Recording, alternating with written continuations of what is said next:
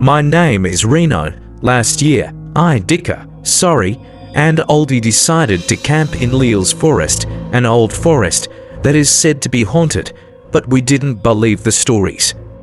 We just wanted a quiet atmosphere, away from the hustle and bustle of the city. We arrived during the day and chose a location near the river. The place was shady. There were many big trees, and the sound of flowing water made the atmosphere feel peaceful. We set up 2 tents and prepared a campfire. Sari was hesitant and asked, "Why not just in the official camping area? It's too deep." But Dika, the most daring, said, "It's more natural here. How could you want an adventure but be afraid of the silence?"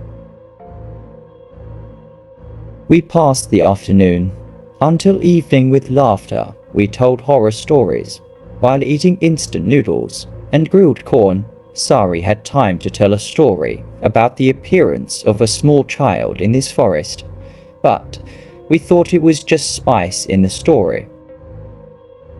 Around 2 a.m., I woke up. I heard a sound, like a small bell. Click, click, click. Slow, but rhythmic, like someone was shaking me. While walking around, I thought it was the sound of insects or the wind, but a sound gradually surrounded our tent. It was as if someone was walking around us carrying a bell.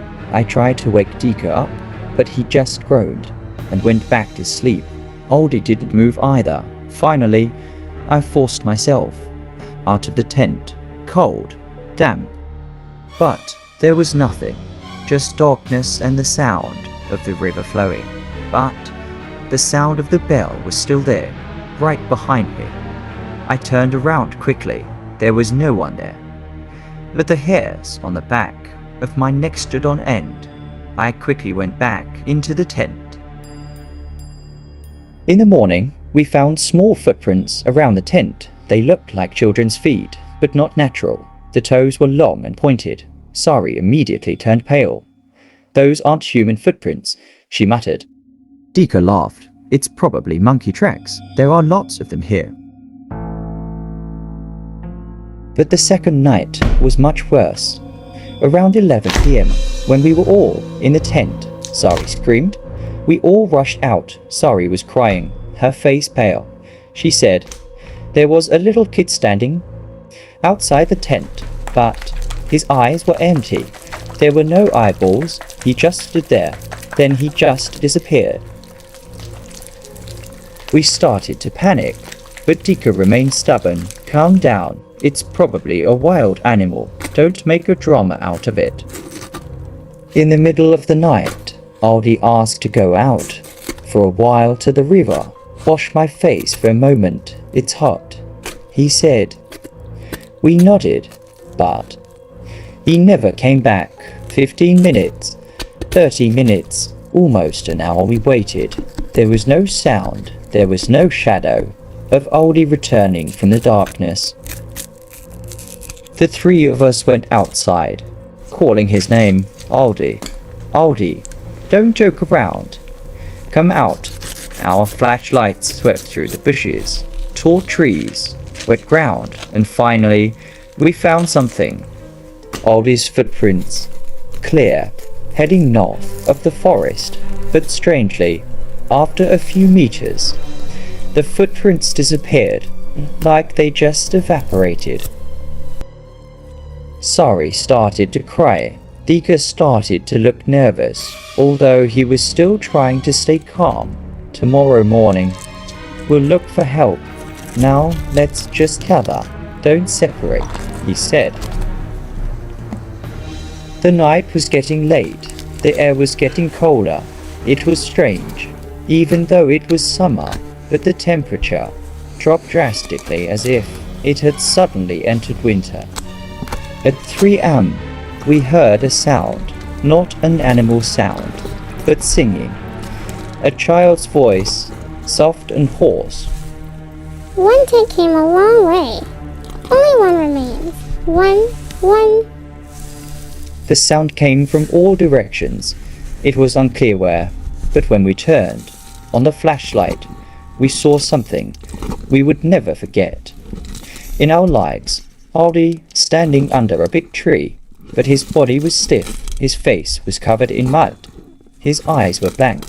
He just stood there, not moving. Tika ran towards him, but before he reached him, Aldi's body suddenly fell, like a puppet that had run out of strings. Then from behind the trees, they appeared, little children, lots of them, but not ordinary children. Their skin is pale greenish. Some had half their bodies burned. Some don't have eyes. Some were crawling, with broken necks. They all smiled and started running towards us. We ran as fast as we could. Sari screamed behind me. I turned around. She wasn't there. I turned around again. But Dika wasn't there either. I was alone. Among the trees, the sound of children's laughter continued to echo. But not happy laughter, angry laughter. You entered our territory. You are disturbing. I kept running, hitting branches, falling, getting up again, until finally it was dark. I passed out. And when I came to, I was at the guard post at the foot of the mountain. They said they found me in the morning, passed out near an old tree known to be haunted, supposedly a mass grave from 1965.